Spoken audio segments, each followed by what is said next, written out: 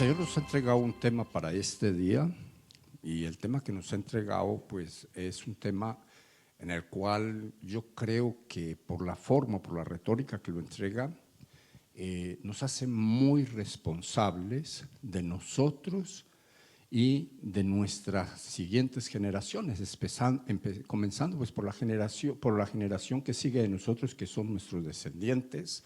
¿Cuántos de los que estamos acá en esta casa sabemos cuáles son los descendientes de nosotros? Indiscutiblemente, pues yo creo que usted lo sabe, pero vamos a mirarlo aquí entre nosotros. ¿Cuántos saben quién es su descendiente? ¿Quién? ¿Ninguno? Nuestros hijos, ¿cierto?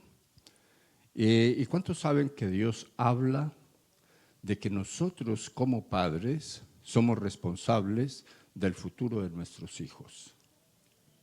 Levante la mano el que sí, el que sí, el que sí. Ok. Entonces, si Dios habla de eso, eso quiere decir que la Biblia tiene que tener la idea de, o debe de decir cómo hacer para que eso se vuelva verdad para uno, ¿sí? O sea, que uno sea un buen proveedor para ellos ahorita, pero que sea una persona que les deje una buena herencia para cuando ya ellos tengan que vivir de lo que ellos recibieron en la casa. No necesariamente después de que uno se muera, sino que ellos puedan vivir de lo que ellos recibieron en la casa, ¿sí? Estamos hablando en términos espirituales. Si uno les puede dejar plata y bastante, qué bueno, pero no es lo más importante. Dígale a la persona que tiene usted a su lado, la mejor herencia que yo podría dejarle a mi siguiente generación es espiritual. Ustedes me entienden ahí, ¿verdad? ¿Cuántos me entienden eso? Vuelve y dígale a la persona que tiene usted a su lado, la mejor herencia que yo puedo dejarle a mis herederos, a mi siguiente generación, a mi descendencia, es espiritual. Pregunta, ¿cómo se siente usted con eso de que esa mejor herencia sea espiritual y no de plata? ¿Cómo usted valora eso? ¿Cómo le gustaría a usted como hijo que le dejen la herencia? ¿Que se la dejen en dólares o espiritual? ¿Ah? La hermana dice que las dos. Es amplia en pedir. Y gloria al Señor que así es. Yo crecí escuchando en la casa de que la mejor herencia que dejaban los padres a sus hijos era la educación. ¿Cuántos crecimos de esa manera? ¿Y para cuántos eso es verdad y para cuántos es una verdad medias? Pues la verdad que cuando uno se pone y analiza, ya vamos a entrar aquí en intimidades. Son muchos los más, y es una redundancia de mucho, pero son muchas las personas a quienes sus padres les dieron educación escolar y hoy se encuentran trabajando en cualquier otra cosa que no fue en lo que se prepararon en la universidad. ¿Cuántos? No levanten la mano porque yo sé que eso es frustrante, ¿sí?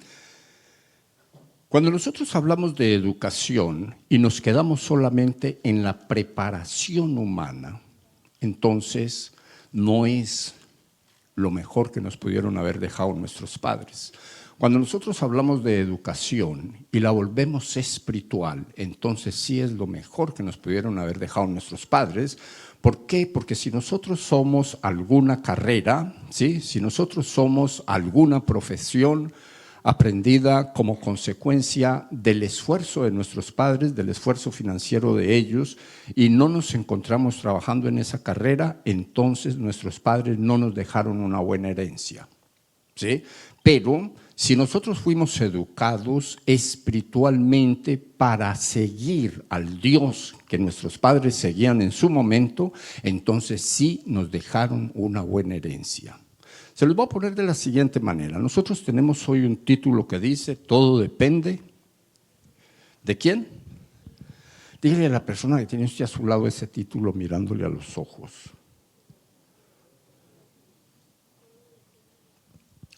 Todo depende de ti. Pero más sin embargo vamos a personificar ese título y vamos a decir nosotros a nosotros mismos, todo depende de mí. ¿Sí? Yo quiero que usted vaya conmigo a la palabra de Dios. Yo voy a leerles en la Nueva Versión Internacional, en el capítulo 30 del libro de Deuteronomio, y voy a leer el verso 19 y 20, y vamos a tratar de darle un fundamento bíblico a lo que está en la pantalla. ¿Sí? La Biblia dice, hoy pongo al cielo y a la tierra por testigos contra ti, de que te he dado a elegir entre la vida y la muerte, entre la bendición y la maldición. Elige pues la vida para que vivan tú y tus descendientes.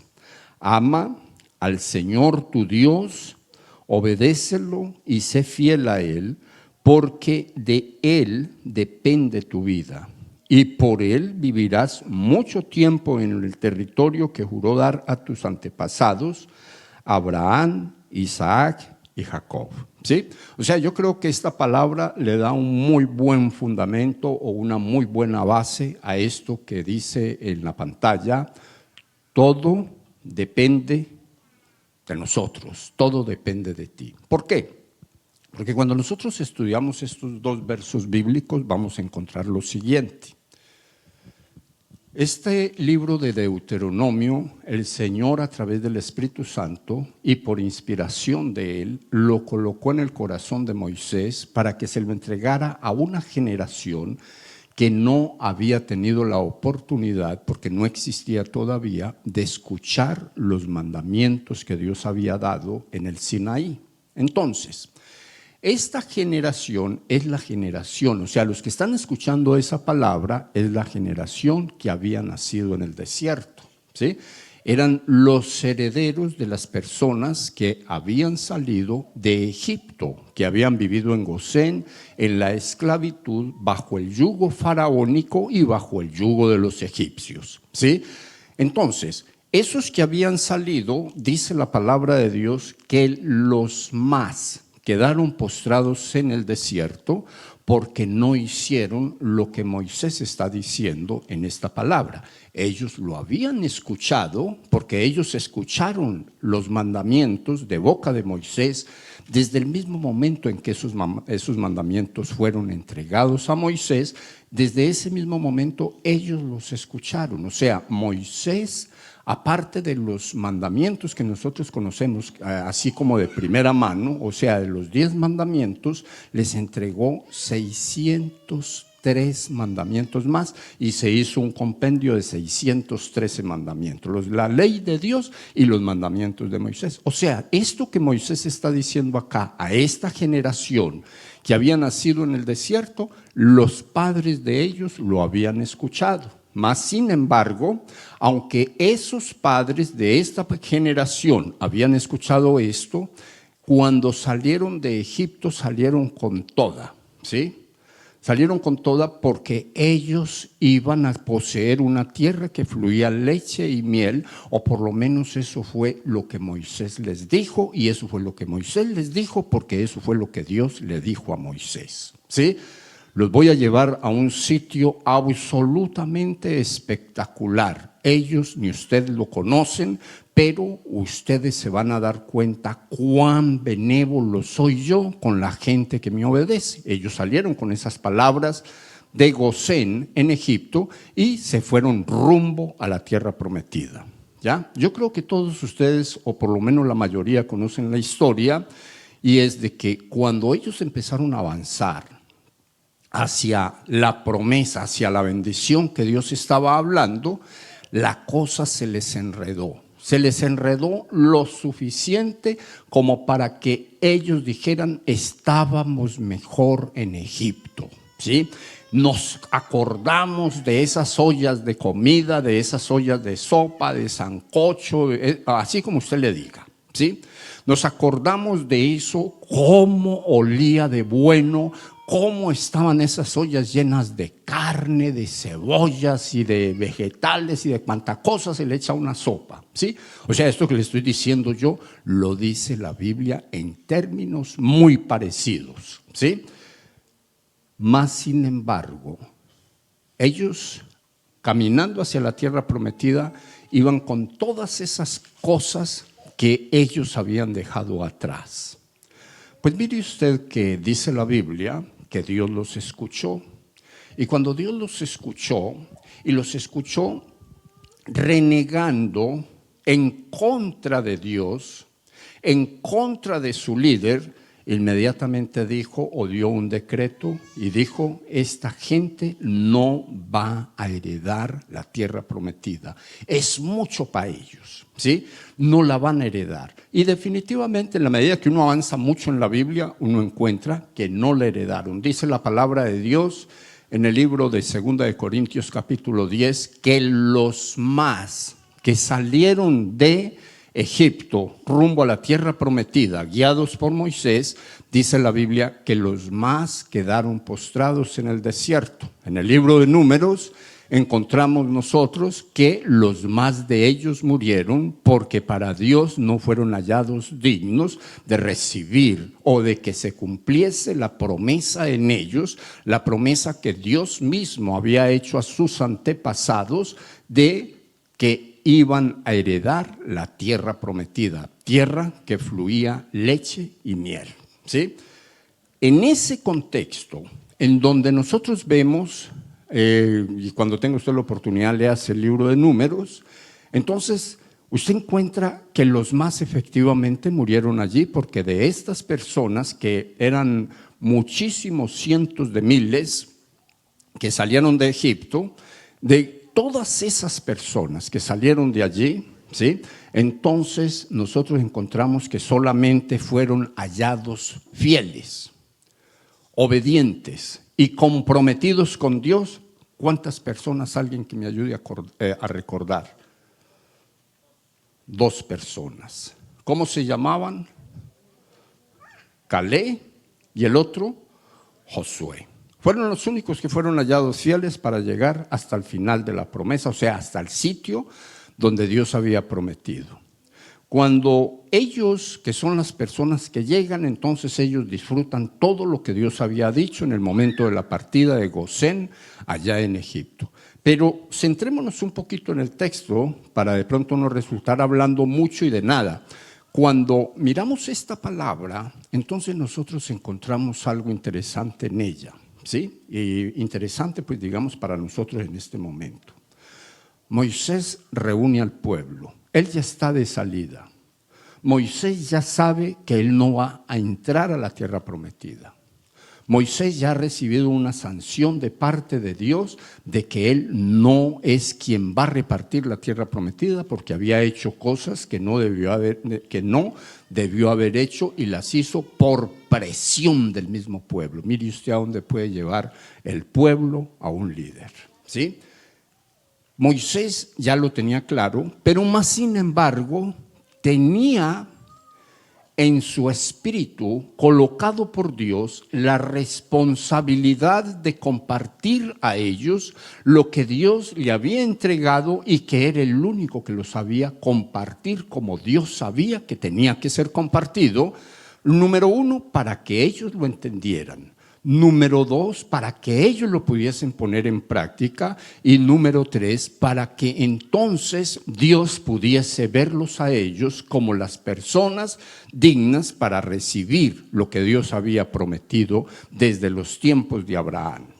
Y entonces, en ese contexto, Moisés dice: yo llamo al cielo y a la tierra por testigos de que ustedes saben lo que yo voy a decirles, ¿sí?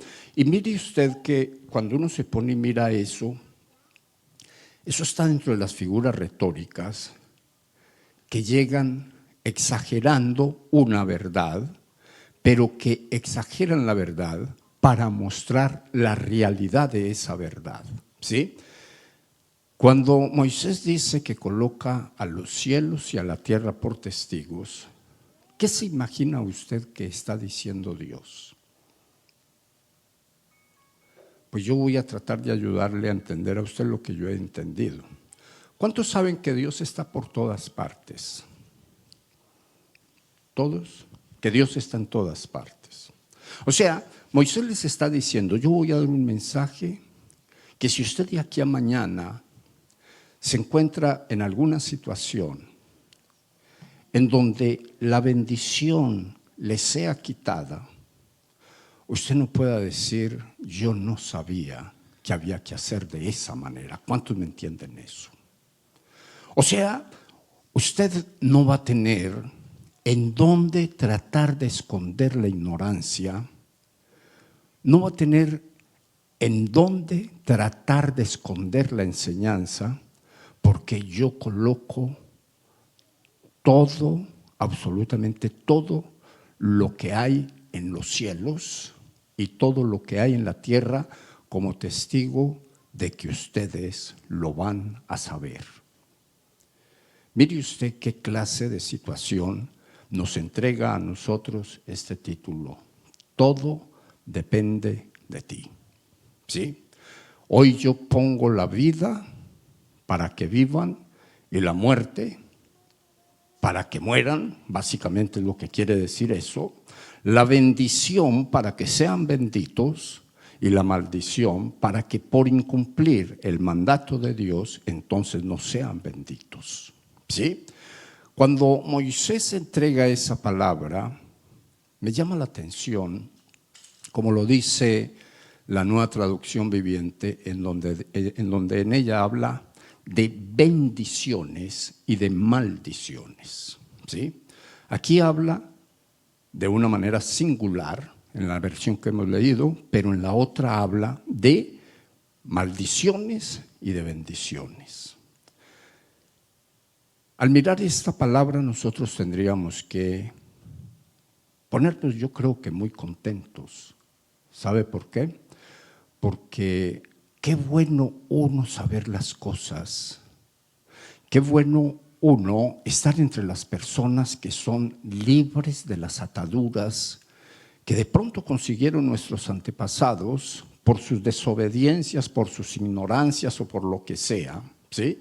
Porque le quiero decir algo, todos los que han pisado esta tierra después de Cristo Jesús han tenido la oportunidad de creer para ser salvos, todos.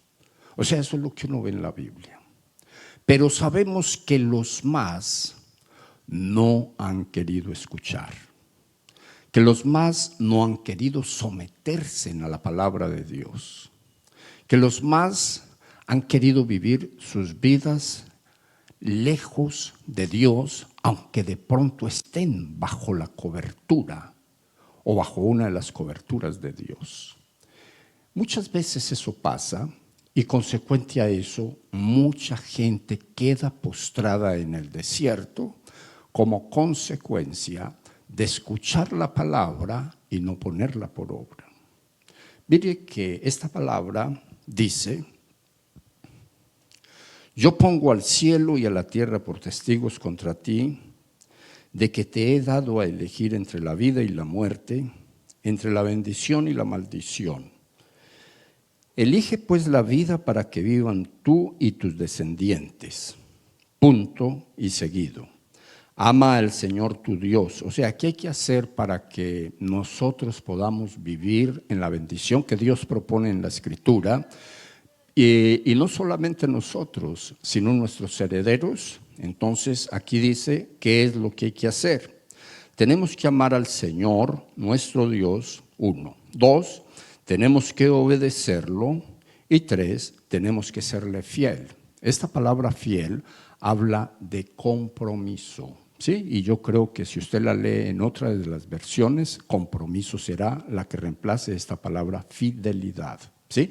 Compromiso a quién o con quién, compromiso a Dios, ¿sí? Compromiso con Dios, fidelidad al Señor y con su causa aquí en la tierra. Ahora, ¿cuál es la causa de Dios aquí en la tierra? Alguien que me ayude. O sea, ¿a qué vino el Señor Jesucristo aquí a la tierra? Diga conmigo, a constituir, ¿a qué? A constituir una nación cristiana que sería habitada por reyes y por sacerdotes. ¿Sí? O sea, ese es el compromiso de Dios. Ahora, ese compromiso de Dios, Dios lo ha colocado sobre los miembros de su iglesia. ¿Quiénes son los miembros de la iglesia? Los que nos reunimos en la congregación de los santos. ¿Cuántos me entienden eso? ¿Cuántos me lo entienden? ¿Sí? Ok, entonces, entendido eso, dice aquí, y voy a volverlo a leer desde arriba: hoy pongo al cielo y a la tierra por testigos contra ti, de que te he dado a elegir entre la vida y la muerte, entre la bendición y la maldición.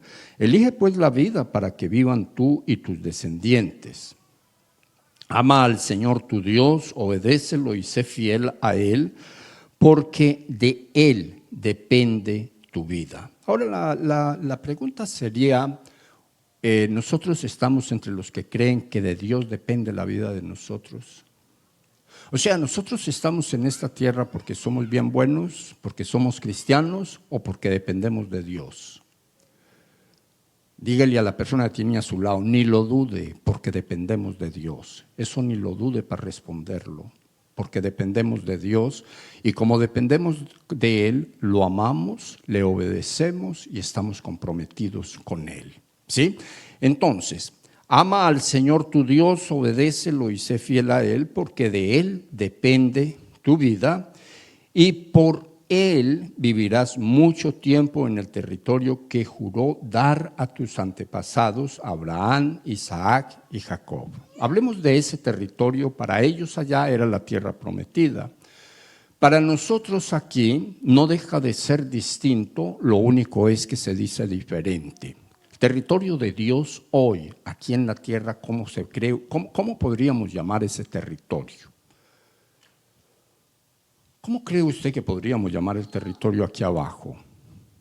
Si la Biblia dice que usted es embajador de ese territorio, pues pongámoslo así fácil de entender, ese territorio es un pedacito de cielo que Dios ha traído de arriba y lo ha colocado aquí, y en ese pedacito de cielo viven o vivimos todos los que creemos en Jesús de Nazaret. ¿Cuántos me entienden esa? O sea, si usted no vive en un pedacito de cielo, usted necesita mirar a ver qué está pasando con su vida, porque usted debería vivir en un pedacito de cielo, ¿sí? En ese pedacito de cielo debería de vivir usted y cada uno de sus herederos. No necesitan vivir en su casa física, material, sino vivir en su templo espiritual. O sea, ahí donde usted es patriarca espiritual, ahí deberían de estar ellos también, según dice esta palabra. ¿Sí? El pueblo de Israel fue movido para llegar todo en familia a la tierra prometida. Dicho esto, les digo lo siguiente.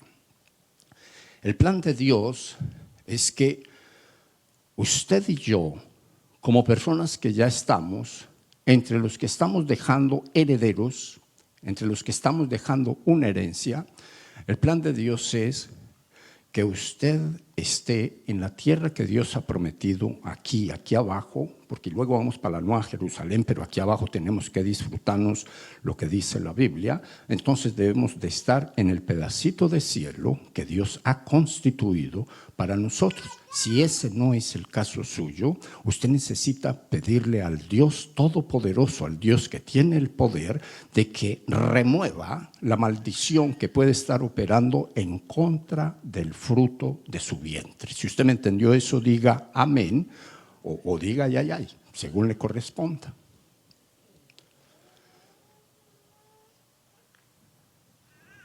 En algún momento Josué dijo: yo y mi casa serviremos. ¿A quién?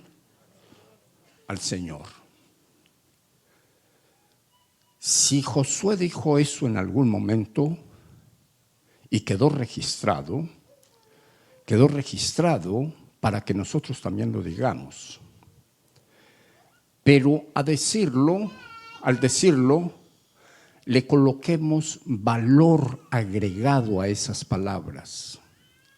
¿Por qué razón? Porque vamos a ponerlo de esta manera. Y yo sé que usted lo sabe. Yo sé que para usted no es la primera vez que va a escuchar lo que voy a decir. Josué dijo: yo y mi casa serviremos al Señor. Yo y mi casa serviremos a Jehová. ¿Sí? Y nosotros podríamos decir exactamente lo mismo, porque es que la palabra lo dice y la palabra está llena de confesiones que nosotros tenemos que hacer porque son proclamaciones divinas. Cuando nosotros estudiamos la historia, entonces nosotros encontramos que la familia de Josué, después de su muerte, no la vemos por ninguna parte. Cuando llegó la hora del relevo para que Josué fuese relevado por su familia, la gente que tenía la responsabilidad de buscar quién iba a ser el siguiente Josué, dijo: ¿y a quién colocamos? Y sabe que esa palabra que está en el libro de los jueces, en su preámbulo, es bien fuerte y es muy dolorosa, porque hoy en la iglesia de Jesucristo hay muchas personas que no encuentran quién va a seguir con la visión del evangelio, porque sus hijos no están en el evangelio. Ahora, ¿qué tiene de bueno esto? Que al nosotros escuchar el mensaje, obedecerlo, comprometernos con Dios por el amor que nosotros tenemos a Él, Él podría revocar o arrancar o destruir, pongámosle el nombre que queramos, a la maldición de la muerte del fruto del vientre. Si usted me entendió eso, diga amén. Se lo voy a poner un poquito más orquestado. ¿Cuántos sabemos que viene el momento en que nosotros nos vamos para el cielo? ¿Tampoco? O sea, ¿cuántos están viniendo a la iglesia porque quieren ir al cielo? ¿Tampoco? ¿Cuántos se sienten salvos? O sea, a veces me toca irme a la ABC de la Biblia. ¿Cuántos se sienten salvos de los que están en esta casa? Levante la mano al cielo si no. O sea, todos nos sentimos salvos. Ahora preguntémonos lo siguiente. ¿Creemos lo suficiente en nuestro espíritu para ver el día final de la iglesia en la tierra y ver que lo que dice la Biblia va a ser verdad y que todos, según la Biblia, los que estemos viviendo de acuerdo a lo que dice la Escritura, vamos a ser levantados de la tierra y vamos a ser llevados a través del arrebatamiento de la iglesia?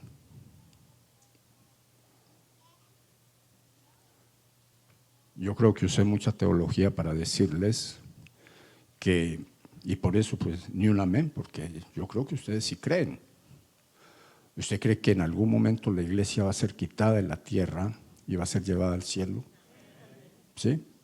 O sea, dicho un poco más sencillo, ¿cuántos creen eso? Todos. Ahora, vamos a ponerlo de esta manera. ¿Cómo nos sentiríamos nosotros yendo al cielo y dejando seres queridos aquí abajo? Porque la maldición del vientre está operando. Porque no pudimos romper la maldición del vientre. Porque no pudimos hacerlo.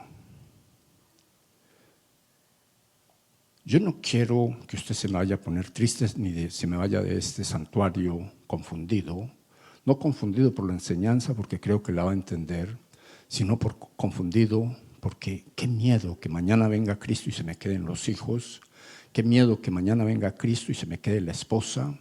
Qué miedo que mañana venga Cristo y se me quede el que se me quede, porque yo creo que nosotros tenemos que, en principio,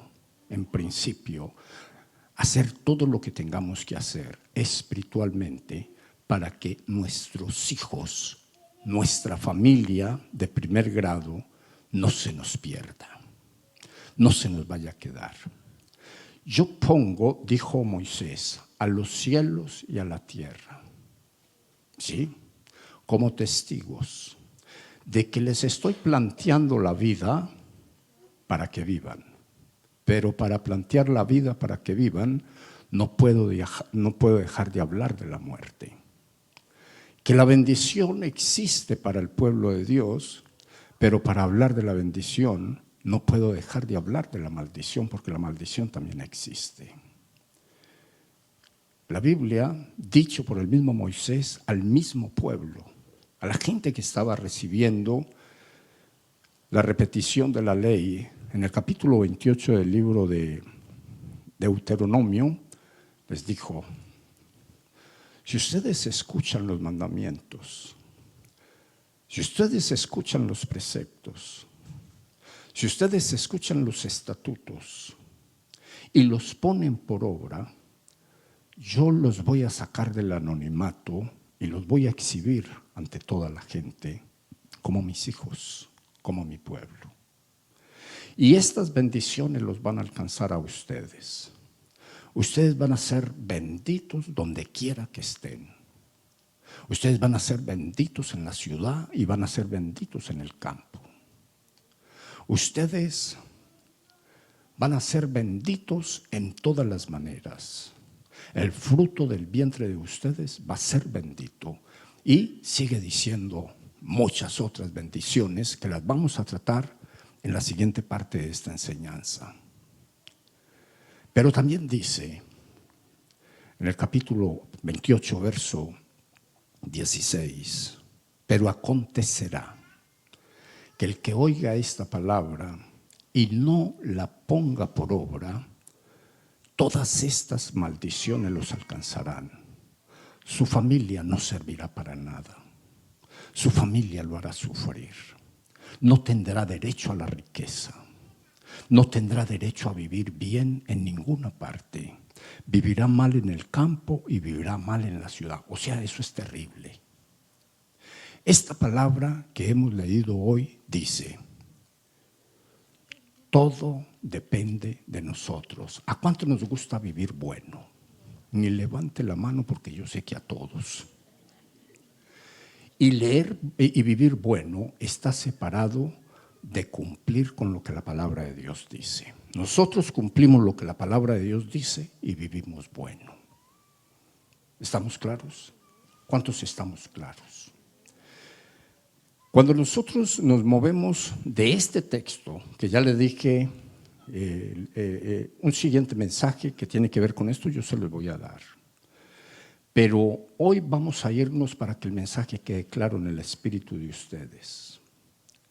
La palabra de Dios dice, para todos los que estamos en este santuario, para todos los que estamos acá, la palabra de Dios dice que vale la pena servirle al Señor, que vale la pena obedecerlo, que vale la pena amarlo, que vale la pena comprometernos con Él, que vale la pena que no haya nada más importante que buscar al Señor, que no haya nada más importante que venir al sitio de recreación de la iglesia. El sitio de recreación de la iglesia, ¿cómo se llama? La congregación de los santos.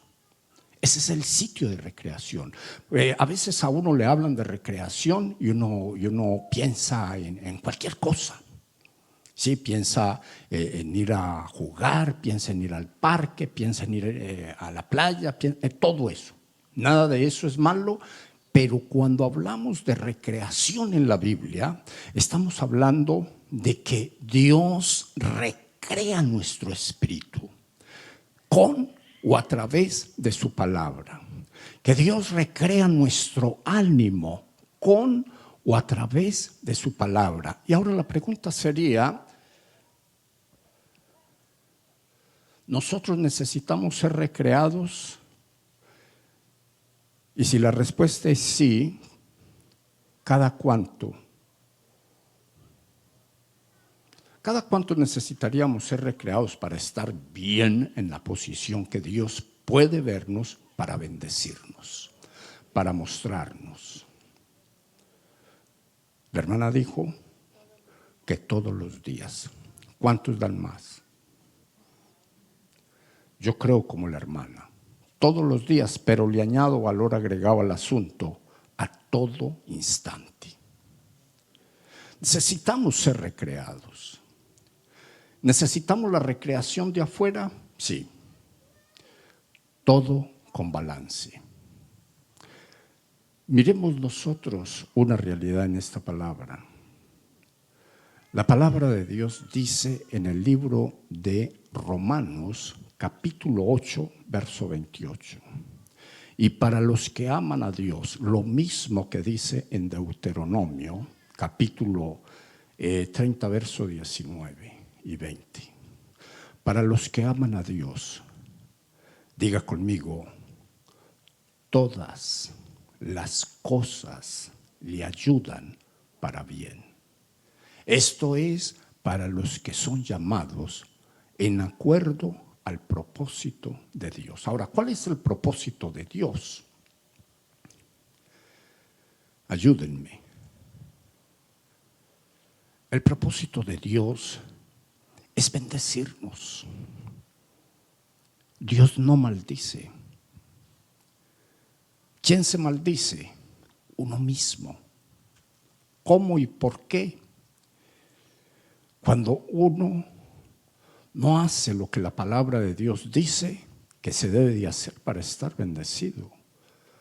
¿Por qué? Porque el que no cumple el mandamiento no puede acceder a la bendición. O sea, eso es sencillo. Yo creo, o yo lo veo sencillo de entender. Para los que aman a Dios, ¿cuántos podríamos decir aquí entre nosotros? Para los que amamos a Dios, no hay temor de malas noticias, porque aún las cosas malas y difíciles, Dios terminará por tornarlas para bien. O sea, es una realidad que la Biblia lo dice.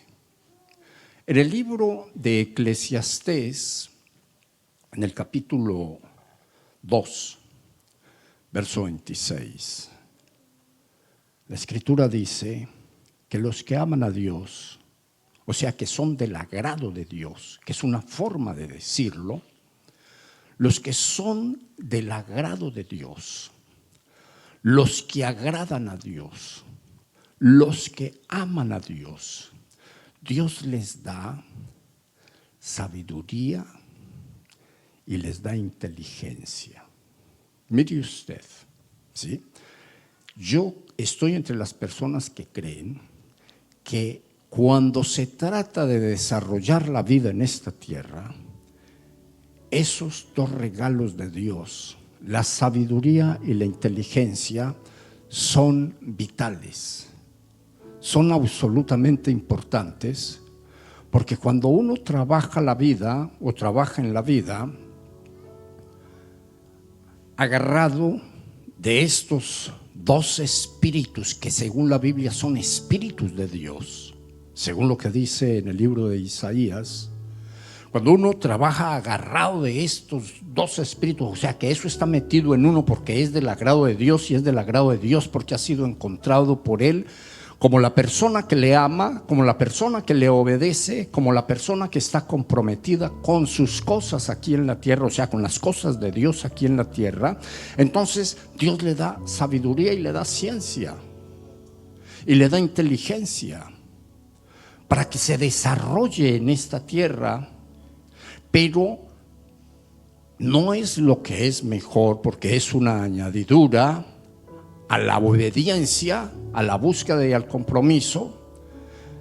Es una añadidura lo que sigue diciendo el texto en Eclesiastés cuando dice: pero en cambio, a los que no aman a Dios, a los que no lo obedecen, a los que no viven su vida en acuerdo a como dice la Escritura, a ellos les da la carga del trabajo y acumulación de riqueza para quitarla de ellos y dársela a los que son del agrado de Él. Yo no sé si eso merece un amén, porque yo le quiero decir lo siguiente: en la medida en que uno lee la Escritura y la logra condensar en la enseñanza para uno, entonces uno tendría que decir: yo estoy a la espera de ese milagro.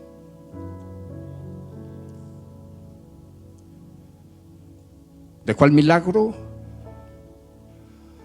De que esa palabra de Eclesiastés se cumpla para mi vida, de que yo pueda ver una transferencia de bendición o de riqueza que se vuelva bendición para mi vida.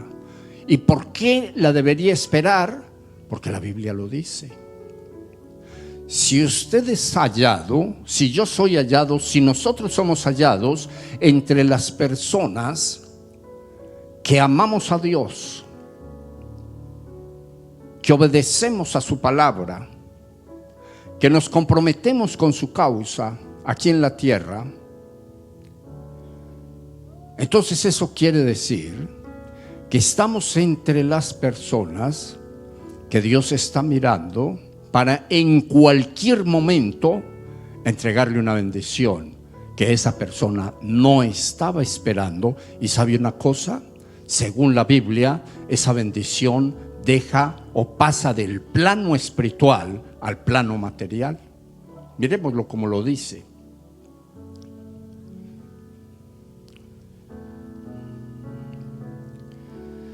Porque el hombre que le agrada, Dios le da sabiduría, ciencia y gozo, mas al pecador da el trabajo de recoger y amontonar para darlo al que agrada a Dios. También esto es vanidad y aflicción de espíritu, dice el rey Salomón, que es escritor de esta parte de la Escritura. Yo creo que nosotros hoy deberíamos irnos de esta casa pensando en lo siguiente: vale la pena ser del agrado de Dios. Vale la pena ser una persona obediente al Señor. Vale la pena ser una persona que no solamente obedezca, sino que lo haga por amor, porque cuando uno obedece por interés, regularmente no recibe nada, pero cuando obedece por amor, recibe el secreto de Dios para la vida de uno. Que uno pueda estar entre las personas que se comprometa con Dios,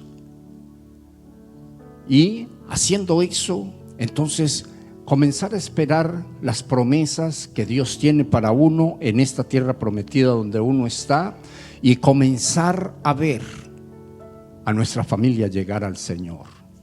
Porque vuelvo al punto intermedio de la enseñanza: sería muy duro uno sentir que el Señor viene y lo levanta y se le queda la mujer en la cama.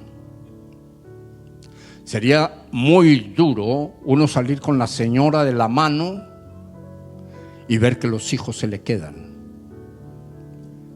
Me parece que eso es duro. Yo creo que ya cuando llega ese momento, Dios ha trabajado con el sentimiento de uno, porque eso toca pensarlo mientras que uno está aquí abajo. Cuando se ha levantado, ya yo creo que ese sentimiento de dolor y de angustia y de todas esas cosas se va, porque uno va para una gran fiesta, según las Sagradas Escrituras, va para las bodas del Cordero. Pero en lo que uno está aquí abajo se tiene que imaginar Cuando uno ve a los hijos dormir en casa y uno sabe que todo el amor de uno, de padre y de madre, está a favor de esos muchachos, y que de pronto uno piensa, yo me voy, pero si mi hijo está en este estado de indiferencia y de pronto de pecado, se me va a quedar. Eso tiene que traer alguna clase de dolor. Eso tiene que traer alguna clase de confrontación espiritual a la vida de uno. Pero hay algo muy claro en las Sagradas Escrituras, y es que mientras que podamos, vamos a luchar por la bendición de nuestro vientre, porque sí se puede. Y lo único que hay que hacer es obedecer, dicho en un buen orden, amar a Dios, obedecerlo y comprometernos con Él. Que no haya nada más importante que poner en ejercicio estos 3 principios bíblicos, y nosotros vamos a ver la gloria de Dios. Y los que ya tenemos a nuestros hijos registrados en ese vuelo, o por lo menos que sabemos que por testimonio, sabemos que ya están registrados en ese vuelo, y ya tenemos a nuestros nietos registrados en ese vuelo, y ya tenemos a nuestro parentesco registrado en ese vuelo, ¿sí? Entonces vamos a orar para que no se nos bajen del vuelo, porque se podrían llegar a bajar. Dios nos proteja. Y la pregunta sería, ¿y cómo se podrían llegar a bajar? Si ellos, por determinación propia de ellos, deciden no amar al Dios que escucharon de sus padres, no obedecer al Dios con el que fueron instruidos, y no estar o seguir comprometidos con el Dios que los ha visto crecer y los ha hecho crecer y los tiene donde están. Entonces el que se olvida pierde.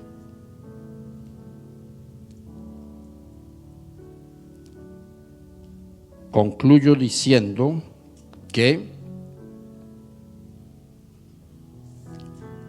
para mí, y yo sé que para usted también, vale la pena servirle a Dios. Y que cuando le servimos a Dios, lo que dice la Biblia en Filipenses 4:13 está declarado para nosotros.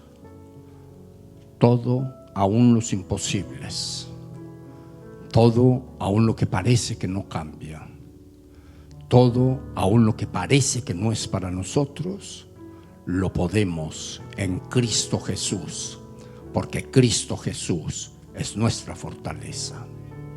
Es el que nos hace fuertes, es el que nos entrega la sabiduría, es el que nos entrega el poder, es el que permite que nosotros podamos hacer, es el que permite que la fe que ha sido colocada en nosotros conquiste las cosas imposibles para otros, porque para nosotros en este pedacito de cielo lo imposible no existe. Lo único que tenemos es que entenderlo, creerlo, después de haberlo digerido, y ponerlo por obra. Usted, padre de familia, de hijos que ejercen su voluntad, arrebátelos de las manos de Satanás si usted los ve ahí, o protéjalos de las manos de Satanás si ellos están aquí. Se necesita hacer las dos cosas. Si están afuera, hay que arrebatarlos, y si están adentro, hay que protegerlos. ¿Cuánto me lo entendieron? ¿Cuánto me lo entendieron? ¿Cómo se logra eso? Ahora sí, para que nos vamos. Dígale a la persona que tiene a su lado, a través de la fe, y no les hablo de cualquier fe, les hablo de la fe que se recibe por el ayuno y la oración. Porque ese género de fe no se manifiesta si no se ayuna y si no se ora.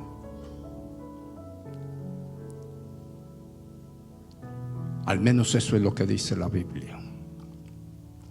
Ese género no sale sino con ayuno y oración. Hemos creído que se hablaba del espíritu inmundo que soltó al muchacho, y también se necesita orar y ayunar para meterse uno a pelear contra el diablo. Pero cuando uno lee el texto con cuidado, se parece más a ese género se parece más a la fe que se necesita para conquistar lo imposible. Con esto yo les digo a ustedes,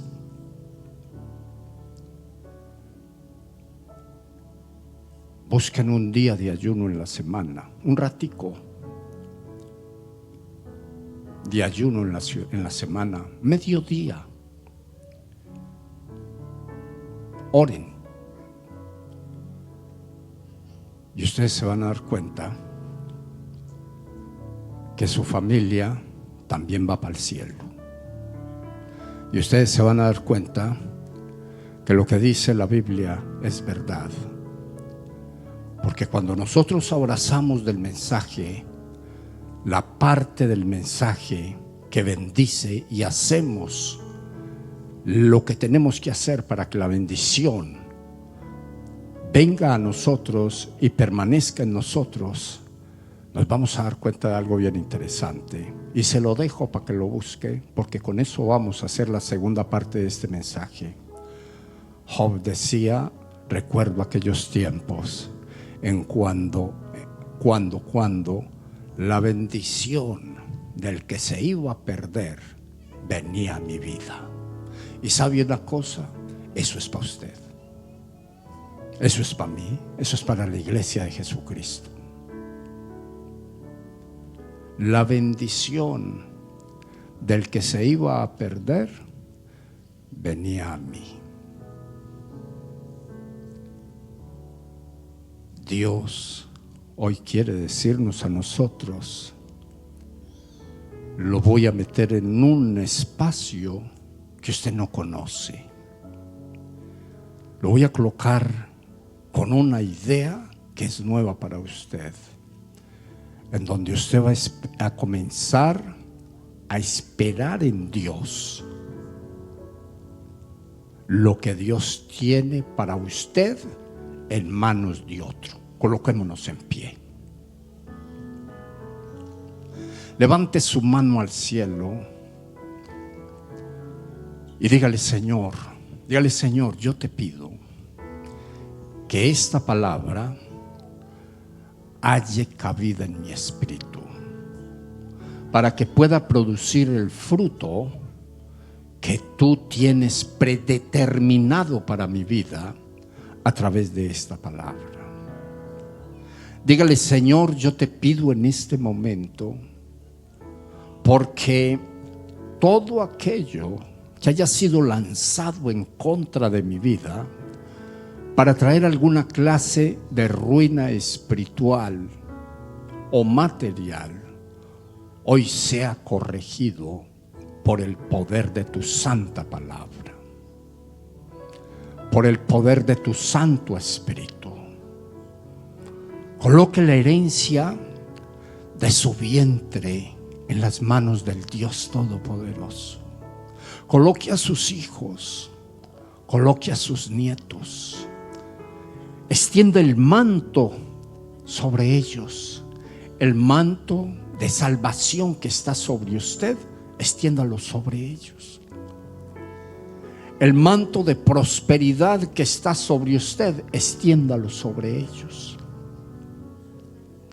El manto de paz, de tranquilidad y de confianza en Dios, extiéndalo hacia ellos. Colóquelo sobre ellos y empiece a creer en su espíritu que el enemigo, si los ha tomado, los tiene que soltar.